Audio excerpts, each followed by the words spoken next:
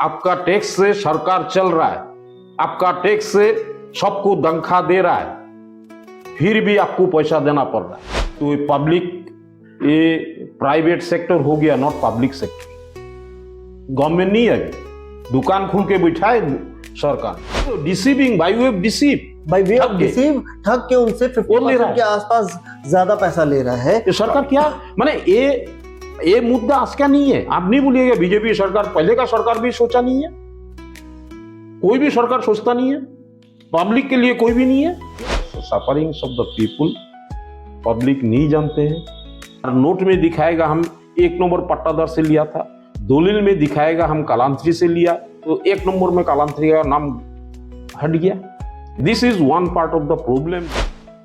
कानून बदलना जरूरी है। ब्रिटिश का कानून अभी भी चल रहा है। आज का दिन में पार्लियामेंट में बहुत एक्ट का मुद्दा लेके अमेंडमेंट बिल आया हुआ है। अरे हम लोग जो सफर कर रहा है इसके लिए, वो चीज तो देखना जरूरी है, वो नहीं देखता है। वो चीज नहीं कोई मुद्दा उठाता है। This act required to be amended, this is against the policy of the public. Mojo News की तरफ से मैं ऋषु कालांतरी, और आज मैं उपस्थित हूँ तिनसुकिया शहर के प्रसिद्ध अधिवक्ता एवं कानून सलाहकार। जी हाँ, कानूनी दांवपेच में अहम पकड़ बनाने वाले कोई और नहीं बल्कि प्रतीक देव हैं। प्रतीक जी, स्वागत है हमारे मोजो न्यूज के टॉक शो में। हम आज आपसे एक विशेष बात करने आए हैं। अभी सरकार ने सर्कल ऑफिस में विभिन्न कामों में विभिन्न कामों को डिजिटलाइज कर दिया है। तो अभी ये जो नई व्यवस्था है, ऐसे में इसका क्या फायदे हैं और किस किस्म की चैलेंजेस लोगों को, अधिवक्ताओं को फेस करना पड़ रहा है, उसके ऊपर आप थोड़ी रोशनी देंगे? देखिए, ये डिजिटल जो है आज का नया नहीं है। डिजिटल काफी साल पुराना है। अभी सरकारी कामों में जैसे कि आपका हाल ही में ई रजिस्ट्रेशन चालू किया, और आपका म्यूटेशन भी उस हिसाब से चालू किया हुआ है। ये करने का एक अच्छा उद्देश्य था, जनता को घर बैठा सारा कुछ हो जाए। आज जैसे आपका गैस का बिल, इलेक्ट्रिसिटी का बिल, म्यूनिसिपल टैक्सेस, सारा कोई आप ऑनलाइन पेमेंट कर सकते हैं। पहले क्या होता था, हम लोग काफी माने थोड़ा दिन पहले तक, 5-7 साल 10 साल पहले तक हम लोग इलेक्ट्रिसिटी बिल भरने के लिए या तो खुद जाना पड़ता रहा, लाइन पकड़ना पड़ता रहा, या कोई दोस्ती नाते किसी को रिक्वेस्ट करना पड़ता है, तुम अपना बिल दे रहा है, हमारा भी बिल दिखे जाओ। तो बोलता है भाई दिन भर चला जाता है वहां बिल लाइन भरने के लिए। उस हिसाब से तो भाई आप घर भर के दे सकता है, ये तो बहुत सराहना वाला बात है। लेकिन जहां तक ये लैंड रेवेन्यू वाला आपको बदली किया हुआ है, जो इलेक्ट्रॉनिक माध्यम से सारा कुछ हो जाएगा, आपको ऑनलाइन जमाबंदी मिलेगा, आप देख सकते हो। म्यूटेशन के लिए भी कुछ पोर्टल किया हुआ है, क्योंकि काफी साल पहले हम सर्किल ऑफिस जाना, डीसी ऑफिस जाना, रजिस्ट्रेशन ऑफिस जाना हमारा छोड़ा गया हुआ है। अभी हम नहीं जाते, जूनियर लोग जाते हैं, जो उन लोग से हमको मालूमात होता है, खुद भी कुछ चीज हम देखते हैं। पहले हम लोग शुरुआत में हम देखिए 1984 का 3 सितंबर को ज्वाइन किया हुआ है प्रोफेशन में। उस टाइम से शुरुआत में प्रोफेशन का होता है क्या, ये circle office, registration office, DC office का छोटा मोटा काम सब करना ये होता है, वो सब सीखना ही जरूरी होता है। और अहम मुद्दा है, वो नहीं सीखेगा तो बेस नहीं होगा, बेसिक चीज आपको सीखना नहीं होगा। किस तरीके से लैंड रेवेन्यू रेगुलेशन में जो 1886 का लैंड रेवेन्यू रेगुलेशन, जिससे माटी का नामजारी हो, माटी का पार्टीशन हो, लीगल कोई गुजर गया उसका बाद में लीगल एयर्स का नाम छराना हो, जो भी माटी संदर्भ में वो सर्किल ऑफिस डीसी ऑफिस नहीं जाने से आपको मालूम नहीं चलेगा। प्रैक्टिकल आइडिया आपको जरूरी है। लैंड रेवेन्यू रेगुलेशन 1886 आपको कॉलेज का टाइम में पढ़ाया गया था। पढ़ना एक चीज है और प्रैक्टिकली जानना दूसरा चीज है। काफी कुछ पढ़ाने में हम लोग को मालूम नहीं पड़ता है, प्रैक्टिकली मालूम पड़ता है। जो भी है, उन दिनों में हम लोग को मिलता था ड्राफ्ट चिट्ठा, उन दिनों में मिलता था हाथ चिट्ठा, उन दिनों में मिलता था आपको जवाबबंदी। आपको पुराना दाग नया दाग चिट्ठा में मिलता था। हाथ चिट्ठा में पहले म्यूटेशन होता रहा, जो फील्ड म्यूटेशन बोला जाता है, और ऑफिस म्यूटेशन डायरेक्टली जवाबबंदी में उठता था। जवाबबंदी से हाथ चिट्ठा में आता रहा, ड्राफ्ट चिट्ठा में। तो क्रॉस वेरिफिकेशन के लिए सारा चीज रहता रहा, बड़ा बड़ा रजिस्टर था। कोई केस मुकदमा हो गया, किसी का चीज कहीं गंडगोल हुआ, वो कोर्ट में जाना पड़ा, वो हाथ चिट्ठा, ड्राफ्ट चिट्ठा एंड जवाबबंदी तीनों बुला के वो क्रॉस वेरिफिकेशन करके कोर्ट को एक पुख्ता सबूत दे सकता था ना, ये माटी हमारा ही है, दूसरा जो क्लेम कर रहा है इसका नहीं है, हमारा चिट्ठा हमको सपोर्ट कर रहा है। उसका बाद में चिट्ठा का जो चीज है, आप ड्राफ्ट चिट्ठा नहीं मिलेगा, ओल्ड दाग नंबर जो है कॉरेस्पॉन्डिंग ओल्ड दाग नंबर ड्राफ्ट चिट्ठा में ही रहता है। आप ढूंढने से भी ड्राफ्ट चिट्ठा मिलना मुश्किल है। काफी केस में हम लोग अप्लाई किया हुआ, ओल्ड दाग नंबर कितना है जरूरी है। दलील में ओल्ड दाग नंबर दिया हुआ है, आज का दिन में नया दाग पट्टा हो गया, तो ये दाग पट्टा का ओल्ड नंबर का साथ हमारा दलील कॉरेस्पॉन्डिंग है क्या नहीं, इसलिए ड्राफ्ट चिट्ठा निकालना पड़ता है, वो सब्सटेंशिएट करता है। लेकिन आज का दिन में आप कॉल करो, ये नहीं मिलता है, मिसिंग बोलेगा। Record is not properly maintain. Digital करने का पहले एंटायर ओल्ड रिकॉर्ड को मेंटेन करना जरूरी है, स्कैन करके उसको रख दो। हमको लगता नहीं है वो चीज गवर्नमेंट ने किया है, और क्या हो तो पब्लिक को मुहैया नहीं करवा रहा है, जिसका वजह से public first of all digital में ये प्रॉब्लम आ रहा। सेकेंडली, डिजिटलाइजेशन में जवाबबंदी जो पहले था हाथ में, एक नंबर किसी का मान लीजिए कालांशी जी ने जमीन बिक्री किया, एक नंबर पट्टादार था आपका, हमने खरीदा है, म्यूटेशन में एंट्री होगा, एक नंबर पट्टादार और স্থলত পথিক দেৱৰ নামত ইমান মাটি নামজাৰি दिया गया। उसका बाद में वो जितना दिन भी रहे वो एक नंबर कालांशी रहेगा। उसका बाद वो आपका म्यूटेशन देखेगा, एक नंबर স্থলত, डीड को देखेगा कालांशी ने बिक्री किया, जवाबबंदी भी देखेगा एक नंबर पट्टादार कालांशी है। कॉरेस्पॉन्डिंग क्रॉस वेरिफिकेशन के लिए, वो सब्सटेंशिएट करने के लिए कोर्ट में इजी हो जाता है। लेकिन जब डिजिटलाइजेशन आया, वो क्या हुआ, कंप्यूटराइज इनपुट करने के लिए वो लोग पहले तो आया था कैलेंड्री का नाम, सब्सिक्वेंटली किस सिस्टम से वो लोग किया हमको मालूम नहीं है। वो क्या होता है, उसका बाद में जब म्यूटेशन रिकॉर्ड में एंट्री करते जाता है, एक नंबर कैलेंड्री का नाम उड़ गया है, उसका बाद में एक नंबर जो आया उससे हम लिया नहीं है, हमारा म्यूटेशन एंट्री नोट रह जाएगा वहां में एक नंबर पट्टादार का। एक नंबर पट्टादार का मान लीजिए माधव दत्त से हम लिया था, दिखाएगा एक नंबर माधव दत्त, और नोट में दिखाएगा हम एक नंबर पट्टादार से लिया था, दलील में दिखाएगा हम कालांत्री से लिया, तो एक नंबर में कालांत्री का नाम हट गया। तो इस वजह से क्या होता है, कभी कभार सिविल डिस्प्यूट होने से वो चीज प्रमाण करना मुश्किल हो जाता है। ठीक है, this is one part of the problem therein. बात ये एक इच्छा से जमाबंदी में जो गलती है, आज से 5, 7, 10 साल पहले हम डीसी और किसी को हम बोला ये चीज, 2-3 डीसी को भी हम बोला, एक डीसी चला जाता है तो दूसरा डीसी को भी रिप्रेजेंटेशन देके भारपीटी बोलता है ये प्रॉब्लम हो रहा है, that creates problem in your department, that creates problem to the patta holders. तो ये चीज वो लोग बोला ठीक है हम कर देंगे, लेकिन आज तक वो रेक्टिफिकेशन नहीं हुआ, वो चीज नजरअंदाज करके गया, अभी वैसे ही चलते रहा। पब्लिक को सफार करे तो करे, हम लोग का क्या है, हम लोग जो सिस्टम में वो करके हमारा नक्की करे। अभी एक बात और सुनने में आ रहा है कि जैसे जिन्हें खजाना जमा करना होता है, तो पहले ये था कि आपका माटी जितना आपको उसके हिसाब से जो हाँ, ये जो खजाना खजना वाला एक प्रॉब्लम है, काफी बड़ा प्रॉब्लम है, अभी रिसेंटली चालू किया हुआ है।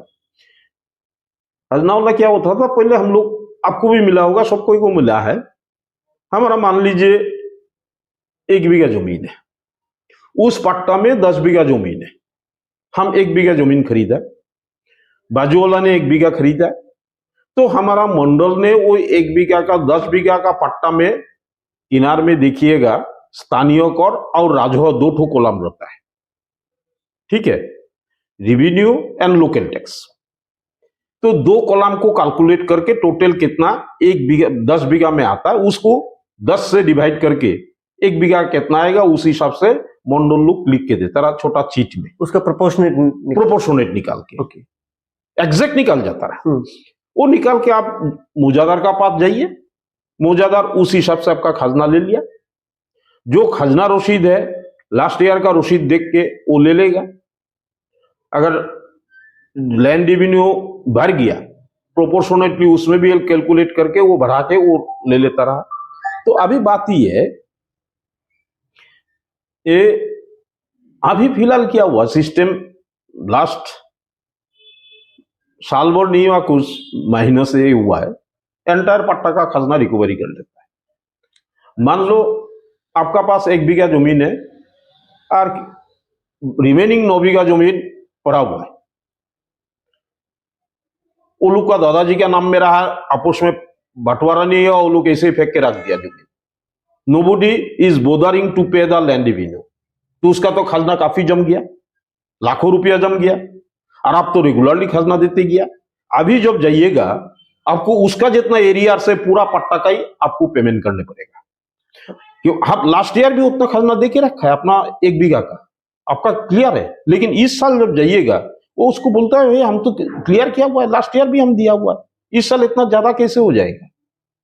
वो दिखाता है नहीं, इस पट्टा में पूरा पट्टा का ही आपको देने होगा, नहीं तो आप दे नहीं सकते। मतलब आपको आपका जितना माटी है उतना का ही टैक्स नहीं देना, बल्कि पूरा पूरा पट्टा पूरा पट्टा का भार आपके ऊपर है। अभी सुनने में है, देखिए अभी अगर आप खजना पट्टा सेपरेशन करने जाएगा, ठीक है, हमारा 1 बीघा पट्टा माटी जो है हमारा पट्टा सेपरेट हो जाए तो हमको बर्डन लेने नहीं पड़ेगा।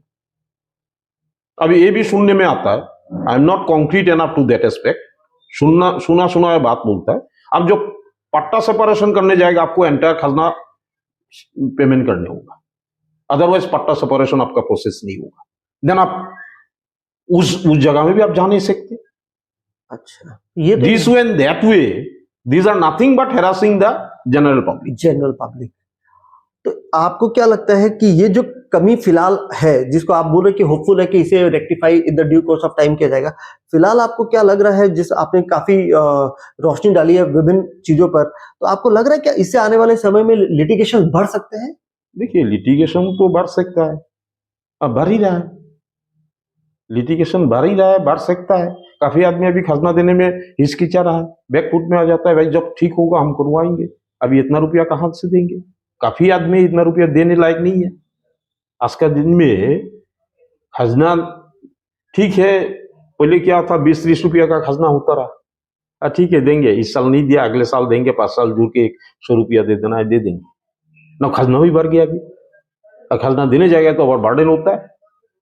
तो दीज आर द सीनरियो। आप क्या माने आदमी का मार पर मार गिर रहा है। आप देखिए पहले हम लोग 1 रुपया 10 पैसा का टिकट लगा के जमाबंदी अप्लाई कर देते थे, सर्किल ऑफिसर ने उसमें इशू बोल के लिख देता था, मंडल ने उसको हाथ से कॉपी करवा के दे देता था, सर्टिफाई हो जाता रहा, क्लार्क रहा कंपेयर करवा देता रहा, फिर सर्किल ऑफिसर सर्टिफाई कर देता रहा, आपको 1 रुपया 10 पैसा में आपको एक जमाबंदी मिलता है। अभी जमाबंदी के लिए भी फीस तय कर दिया, म्यूटेशन आपको कुछ फॉर्म भरना पड़ता रहा, वही 1-10 का टिकट लगा के दे दीजिए, ऑटोमेटिक म्यूटेशन हो जाता रहा, मंडल रिपोर्ट होता रहा, नोटिस सर्कुलेट होता रहा, देन हियरिंग का डेट गिरता रहा, आप डॉक्यूमेंट देके सर्किल ऑफिस का सामने में अपना पोजीशन ये सारा चीज मंडल रिपोर्ट में आ जाता रहा, वो पट्टादार को नोटिस मिल जाता रहा, आप अपना डॉक्यूमेंट वेरीफाई कर लेते रहा, सर्कल ऑफिस ऑर्डर पास कर देता रहा, ऑटोमेटिक आपका जमाबंदी में आपका नाम चढ़ जाता रहा, आपको सर्टिफिकेट को भी मिल जाता रहा। आज का दिन में क्या होगा, सेल परमिशन अप्लाई करो, ये वहां ही म्यूटेशन का आपका फीस उस जो हमको सुनने में आता है कलेक्ट कर लेता है। फीस हो गया, इसमें जमाबंदी में फीस हो गया, म्यूटेशन में फीस हो गया, सारा चीज बिना पैसा का नहीं है। सरकारी आपका टैक्स से सरकार चल रहा है, आपका टैक्स से सबको तनख्वाह दे रहा है, फिर भी आपको पैसा देना पड़ रहा है। तो ये पब्लिक, ये प्राइवेट सेक्टर हो गया, नॉट पब्लिक सेक्टर। गवर्नमेंट नहीं है, अभी दुकान खुल के बैठा है सरकार ने। अभी जो सिस्टम आया दुकान खुल के, हमारा यहाँ दुकान खुला हुआ है, जमाबंदी चाहिए तो आपको ये रुपया देने होगा, म्यूटेशन चाहिए तो ये रुपया देने होगा, पार्टीशन चाहिए तो ये फीस देने होगा। म्यूनिसिपैलिटी टैक्स लेता है, अलग बॉडी है, ये तो सरकार है। सरकार तो for the people, of the people, by the people. तभी कहां जाए, जाए तो कहां जाए? सिस्टम क्या हुआ है, आप नहीं देने से नहीं होगा। सिस्टम का बाहर में जा नहीं सकता है, ये मुद्दा कोई नहीं उठाता है। एक बात और सुनने में आ रही है, हमने पिछले कई महीनों में ये बार बार सुना है कि 2 रुपए का जो कोर्ट फी है वो अवेलेबल नहीं होता है, जिसके चलते लोगों को 4 रुपए 5 रुपए का कोर्ट फी भी लगाना पड़ रहा है, जबकि आधिकारिक जो कोर्ट फी है वो 1 रुपए 20 पैसे है। तो ऐसे में कोर्ट में करीबन दिन में सैकड़ों केस फाइल होते होंगे, पिटीशन फाइल होते होंगे, सब पे कोर्ट फी देखिए, केस फाइल होने का दूसरा बात है, उसमें भी डिफरेंस है। सिविल केस फाइल होने से उसमें कोर्ट फी फिक्स्ड होता है। वो कोर्ट फी जो होता है वो मान लीजिए मैक्सिमम अमाउंट हो गया 11,000 रुपया का। आप करोड़ रुपया क्लेम कीजिए या 10 लाख क्लेम कीजिए, वो 11 रुपये को फिक्स्ड अमाउंट होता है। उसके नीचे में स्लैब है। अभी देखिए, काफी मुद्दा है इसमें, अभी काफी मुद्दा इस हिसाब से है। अभी सक्सेशन सर्टिफिकेट में हमारा हिसाब से कोर्ट फी उड़ जाने का। सक्सेशन हो गया, कौन वारिश है, किसको पेमेंट मिलना है, वो अप्लाई कीजिए, उसका सिस्टम है, आइन में ही लिखा हुआ है इतना % कोर्ट फी देने होगा। हमारा हाथ में काफी केस है, उसका पिताजी ने काफी पैसा छोड़ के गया या दादाजी ने छोड़ के गया, तो उसका लड़का लोग कमाई धमाई इतना नहीं है, हार्ड केस नहीं है, कोर्ट फी का वजह से वो लोग काफी महीना काफी साल पीछे हट गया वो सक्सेशन सर्टिफिकेट निकालने के लिए, क्योंकि उसमें आपको रिक्विजिट स्टाम्प ड्यूटी देने होगा। कभी कभार स्टाम्प ड्यूटी इतना हेवी हो जाता, माने नियर लाख रुपया तक पहुंच जाता है। तो किसी के पास हो जाता है कि लाख रुपया का कोर्ट फी जमा देने का पैसा नहीं होता। भाई हमारा ही पिताजी ने, हमारे बुजुर्ग ने वो पैसा छोड़ के गया, हमको ही मिलना है, कोर्ट वेरीफाई करके उसको ये करना है। कानून बदलना जरूरी है। ब्रिटिश का कानून अभी भी चल रहा है। आज का दिन में पार्लियामेंट में वक्फ एक्ट का मुद्दा लेके अमेंडमेंट बिल आया हुआ है। अरे हम लोग जो सफर कर रहा है इसके लिए, वो चीज तो देखना जरूरी है, वो नहीं देखता है, वो चीज नहीं कोई मुद्दा उठाता है। This act required to be amended, this is against the policy of the public. आपने बहुत अभी अभी अभी जो कोर्ट फी है, अभी 2 रुपया का कोर्ट 1 रुपया 10 पैसा लगाने से चल जाता है। आज 20-25 साल से 1 रुपया 10 पैसा का टिकट नहीं मिल रहा है। काफी रिप्रेजेंटेशन हम लोग का बाहर से भी किया, काफी इंडिविजुअल लॉयर भी भेजा, काफी सोशल ऑर्गेनाइजेशन भी भेजा हमारा नॉलेज से, इंफॉर्मेशन से, लेकिन आज तक ये मुद्दा कहीं भी नहीं उठाया। 1 रुपया 10 पैसा का टिकट मुहैया नहीं करवाया गया। तो उसका वजह से क्या हुआ है, एक दिन में तिनसुकिया जुडिशियल कोर्ट बोलिए, डीसी ऑफिस बोलिए, या तो सर्कल ऑफिस बोलिए, दूसरा म्यूनिसिपैलिटी में बोलो, उसमें भी स्टाम्प दरखास्त देने के लिए कभी कभार लोग मांग लेता है। तो 1 रुपया 10 पैसा का जगह में 2 रुपया अगर देता है, डेली का अगर टोटल जोड़ के 3,000 भी होता है, आप हिसाब करके देखिए 90 पैसा करके 90 पैसा एक्सेस लेके कितना रुपया एक्स्ट्रा ले रहा है government. 27 this is nothing but deceiving the people by suppressing, by not printing. ये तो प्रिंट करना है, 1 रुपया 10 पैसा छापा मारना है, और तो कुछ नहीं है। प्रिंट क्यों बंद कर दिया? 2 रुपये का प्रिंट करने में जो खर्चा आता है, 1-10 लगा के प्रिंट करने में वही खर्चा आता है। आप वो नहीं प्रिंट करके आदमी से आप 2 रुपया देने के लिए 90 पैसा 90 पैसा एक्स्ट्रा देने के लिए मजबूर करवा रहा है। ये ऑलमोस्ट 50% एक्सेस ले रहा है गवर्नमेंट, ले रहा है, मतलब deceiving, by way of deceive, by way of deceive, ठग के उनसे 50% के आसपास ज्यादा पैसा ले रहा है। ये सरकार क्या, माने ये मुद्दा आज का नहीं है। आप नहीं बोलिएगा बीजेपी सरकार, पहले का सरकार भी सोचा नहीं है, कोई भी सरकार सोचता नहीं है, पब्लिक के लिए कोई भी नहीं है। नहीं, हम बीजेपी और कांग्रेस से हमें मतलब नहीं है। हमको कोई पॉलिटिकल पार्टी से हम लोग को कोई मतलब नहीं है। हमको मतलब है सरकार है, पब्लिक का हित ले होना चाहिए, पब्लिक का जो बेसिक मुद्दा है, जो रेगुलरली चाहिए, उस पर सोचना चाहिए, उसमें वो लोग को कैसे रिलीफ दे सकता है, वो मुद्दा लेना चाहिए था। लेकिन ये सारा हमारा लीगल फील्ड में जो हमारा रेगुलर बेसिस में जो हमारा नजर में आ रहा है, वही चीज हम आपको क्या, हमारा नजर का बाहर में तो काफी कुछ हो रहा है। नहीं, मगर आपने अभी जो कहा ये बहुत अहम मुद्दा है कि 1 रुपए 10 पैसे की जगह वो 2 रुपए, ऑलमोस्ट 50% एक्सेस रिसीव करके ले रहे हैं। मगर अभी तो एक और समस्या उत्पन्न हो रही है, जो मुझे कई वकीलों ने कहा है कि पिछले कई महीनों से 2 रुपए की कोर्ट फी भी अवेलेबल नहीं है। ऐसे में उनको 4 रुपए का स्टाम्प कोर्ट फी लगाना पड़ रहा है। बिल्कुल इमरजेंसी हो गया तो 2 रुपया का जगह में 5 रुपया का किसी का पास है वो होगा, किसी ने बोलता है भाई 10 रुपया का। जैसे 100 रुपया का अभी तो एफिडेविट के लिए 100 रुपया कर दिया, उसका पहले एफिडेविट के लिए 15 रुपया था। 15 रुपये का स्टाम्प पेपर मिलता ही नहीं था, एक साथ 15 रुपया का स्टाम्प पेपर प्रिंट नहीं किया था। 10 रुपया और 5 रुपया लगा के वो लोग स्टाम्प पेपर का ऊपर प्रिंट होता रहा। अभी तो ई स्टाम्प होके आपको 10 रुपया 50 पैसा का हो तो आप 10 रुपया 50 पैसा का ही निकाल सकता है, वो एक तो रिलीफ दे दिया। लेकिन कोर्ट फी जो है, कोर्ट फी, ये जो आपको स्टाम्प पेपर दलील बनता है, ये नॉन जुडिशियल है, और कोर्ट फी हो गया जुडिशियल। वो पुराना स्टाइल में ही चल रहा है, टिकट भी पुराना स्टाइल में ही चल रहा है। कोर्ट में जो आप स्टाम्प पेपर दोगे, कोर्ट फी दोगे, वो भी पुराना स्टाइल में ही चल रहा है। आप ट्रेजरी से निकालो या वेंडर को दे दो, वेंडर ट्रेजरी से निकाल के आपको देगा। कभी कभार वेंडर पहले निकाल के रख देता है, वो लोग बिक्री करता है, वही स्टाम्प पेपर पुराना इलेक्ट्रॉनिक मोड से वो स्टाम्प पेपर मुहैया नहीं करवाया गया। बड़े ये करवाया तो ये नॉन जुडिशियल स्टाम्प पेपर करवाया तो ये करवाने में क्या ऐतराज है? एक बड़े वकील के तौर पे आप ये बताइए कि कोर्ट में जब आप लोग जाते हैं, बहुत सारा आप लोगों का काम रहता है, पिटीशन फाइल से लेके अलग अलग तरीके का कागजों से काम रहता है। वैसे में आप लोग को कोर्ट फी का लगातार जरूरत पड़ता रहता है। तो अब ये कोर्ट फी अगर अवेलेबल नहीं है तो आप लोग को क्या परेशानी होती है? काफी होता है।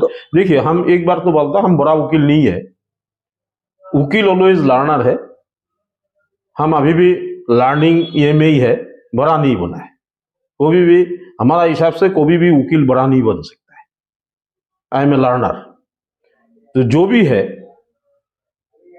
ये जो कोर्ट फी नहीं मिलता है, कभी कभार क्या होता है, कोर्ट फी आपको इमीडिएटली कोई डिस्प्यूट हो गया, कभी आपको केस फाइल करना है, उस केस में आपको इंजंक्शन मांगना है, उसमें आपको एक कोर्ट फी देना है। कोर्ट फी अगर अवेलेबल नहीं है, आप इंजंक्शन मांग नहीं सकोगे। वो इंजंक्शन प्रोहिबिटरी ऑर्डर नहीं मिला, अगला दखल कर लिया आपका माटी, अगला आपका माटी किसी को बिक्री कर रहा है, वो भी बिक्री कर सकता है। तो आपको इंजंक्शन रिलीफ इमीडिएटली चाहिए, वो कार्रवाई आप नहीं कर सकता है for want of necessary court fee. इसमें बहुत तरीके का प्रॉब्लम होता है। देन वो नहीं सका, वो दूसरा केस फाइल करने होगा। वो केस छोड़ के दूसरा केस, वो माटी अगर आपका दखल कर लिया, आप तो पहले करता रहा, आप उसको बाधा देने के लिए कोर्ट हुकुम दे, तुम इस माटी में मत घुसो, इसका पोजीशन में इंटरफेयर न करो। इंजंक्शन नहीं लिया, कुछ इस तरीके से ऑर्डर लेने नहीं सका for want of court fee, कैसे फाइल नहीं करने सका, देन क्या होगा, वो ऑक्युपाई कर लेगा। देन हमको करने होगा रिकवरी का पोजीशन। तो ये कोर्ट फी, ये जो चीज है, ये बहुत जगह में इफेक्ट होता है। इनफैक्ट इसका मैंने एग्जाम्पल बहुत ही है, आदमी सफर कर रहा है। मैं हम आपको लोग का ये चीज जो है ना, हम लोग जो यहाँ से हम लोग का रिप्रेजेंटेटिव भेजते हैं, वो लोग को ये सब जानकारी होना जरूरी है। और वो लोग पब्लिक का बीच में डिफरेंट ऑर्गेनाइजेशन का साथ वो लोग अपना बातचीत जारी रखना चाहिए, कॉन्वर्सेशन होना चाहिए, अगला का क्या प्रॉब्लम है, क्या फेस कर रहा है और क्या करने से उसको सुलह कर सकता है, वो रिलीफ दे सकता है। ये अगर डे टू डे बेसिस हो जाए, रेगुलरली ये चीज हो, तो ये सॉल्व कर सकता है, ऊपर में मुद्दा उठा सकता है और सरकार का कान में पूछा सकता है। और सरकार का कान में पूछाने से तो लोग को नजर आएगा। तो ये चीज होना जरूरी है। और जो शुरुआत से काफी साल से हम देख रहे हैं, ये चीज मिसिंग। आप वकील के तौर पे, अधिवक्ता के तौर पे आपने जो ये हमें इसके ऊपर विभिन्न समस्या पर रोशनी डाली, तो इससे ये भी दिखता है कि किस तरीका से वकील सफर कर रहे हैं कई जगहों पर। देखिए, वकील सफर नहीं कर रहा है, वकील सफर नहीं कर रहा है।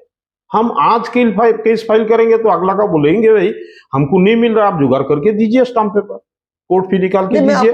ये वकील सफर नहीं करता है, सफर कर रहा है पब्लिक। वकील तो पब्लिक का होके काम कर रहा है। नहीं, मैं आपको यही बात मैं बोलना चाह रहा कि कुछ महीने पहले मुझे तिनसुकिया का एक निवासी ने बताया कि उसे कुछ कोर्ट से सर्टिफाइड कॉपी निकालनी थी, तो उसका कोई वाहन चोरी हो गया था उसका इंश्योरेंस के सिलसिले में।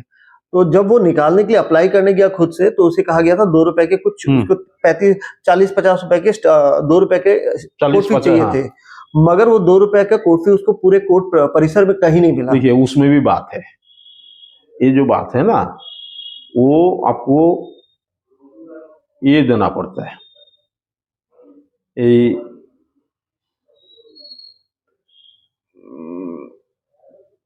सर्टिफाइड कॉपी निकालने के लिए उसका एक अलग से, हमारा याद नहीं आ रहा है, एक पहले आता रहा दलील का माफी, उसमें हम लोग जो एक्सरसाइज बुक रूल किया हुआ मिलता है ना, उस तरीके का ये था।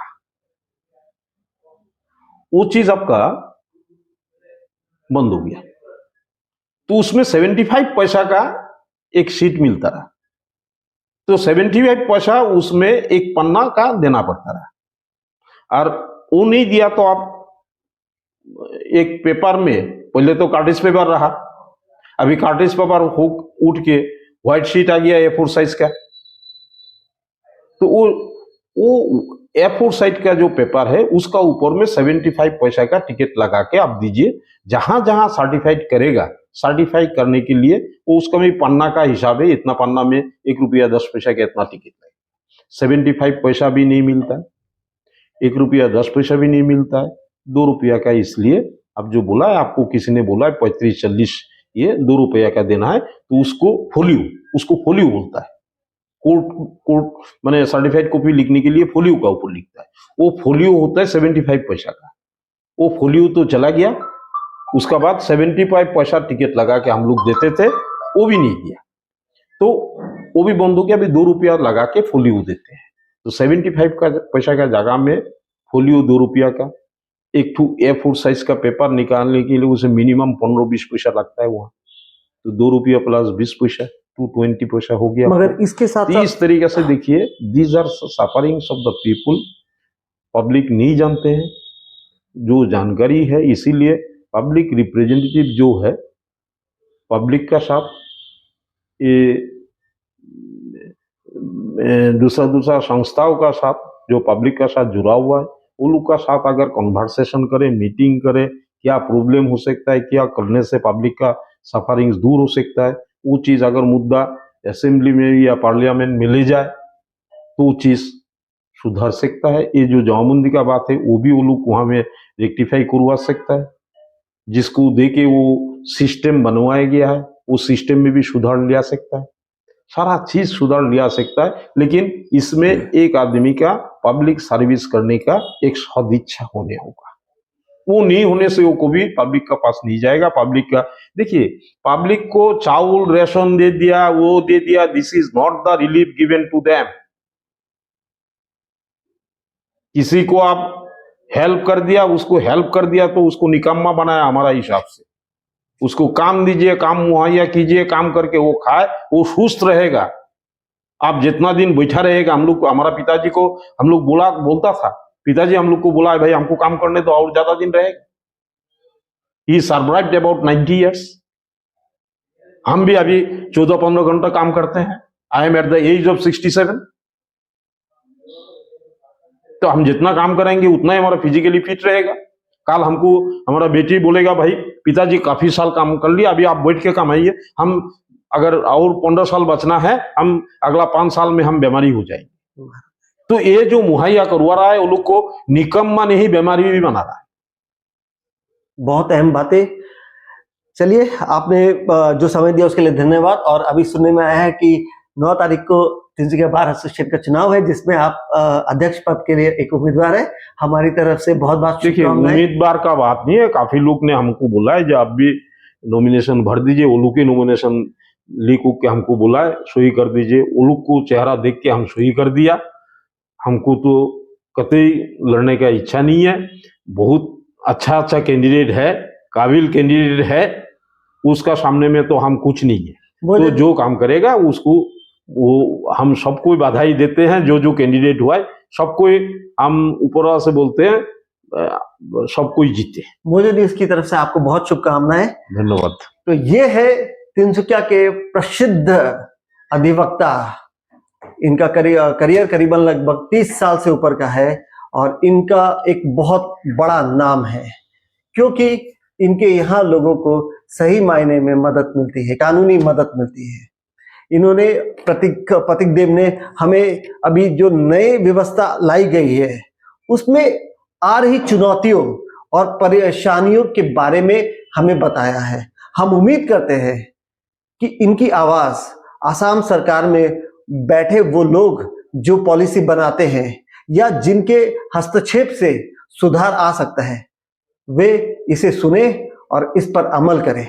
मकसद है कि लोगों की ये जो छोटी छोटी तकलीफें हैं जो दिख नहीं रही है मगर जिनको इन सब से गुजरना पड़ता है, उन्हें बेहद तकलीफों का सामना करना पड़ता है, उनकी ये तकलीफ दूर हो सके और उनका काम आराम से हो सके।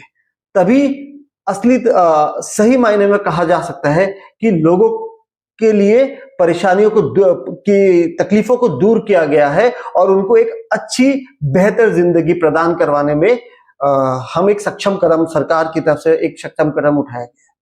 मोजो न्यूज की तरफ से मैं ऋषु कलंत्री। हम इसी तरीके के मुद्दे, अलग अलग टॉपिक्स और ऐसे टॉक शो को खासकर विशेषज्ञ, अलग अलग फील्ड के विशेषज्ञों के साथ टॉक शो लाने की कोशिश करेंगे। आप तक इनकी जो एक्सपर्टाइज है वो हम आप तक पहुंचाने की कोशिश करेंगे।